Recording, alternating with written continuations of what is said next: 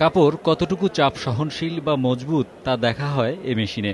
রপ্তানিমুখী তৈরি পোশাক শিল্পে মান নিয়ন্ত্রণে তাই যার প্রয়োজনীয়তা বলার অপেক্ষা রাখে না। কাপড়ের রঙের স্থায়িত্ব পরীক্ষা, আর্দ্রতা দেখার মতো মেশিনের প্রতিও আগ্রহের কমতি নেই দর্শনার্থীদের। পোশাক খাতের নানা রকম মেশিনের প্রদর্শনীতে কেবল শিল্প উদ্যোক্তারাই নয়, ভিড় করেছিল বস্ত্র খাতের শিক্ষার্থীরাও। আমাদের ভার্সিটির যেই দেখা যায় যে মেশিনারিগুলা, এগুলো দেখা যায় খুবই ওল্ড, লেটেস্ট যে মেশিনগুলা, তো এগুলা দেখে আমি খুবই সারপ্রাইজ। আমাদের মতো যারা স্টুডেন্ট আছে তারা যদি এটা দেখে, তাহলে সেটা যখন ফিউচারে কাজ করবে এই মেশিন নিয়ে, তখন তাদের জন্য এটা অনেক হেল্পফুল হবে।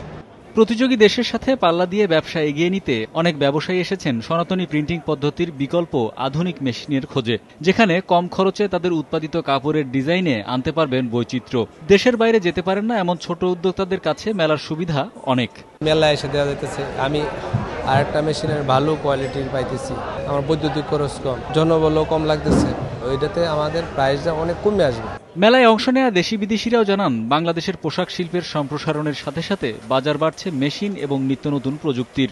লেবার খুব কম লাগবে এবং হেভি প্রোডাকশন হবে, এবং এখানে কালারের কোনো লিমিটেশন নাই, এবং ওয়েস্টেজ ইঙ্ক যেটা ওয়েস্ট হয় পানির মধ্যে যাচ্ছে, বুড়িগঙ্গা যাচ্ছে, এটারও সমস্যা নাই। আমার যা আশা ছিল তার চেয়ে অনেক বেশি অর্জন হয়েছে।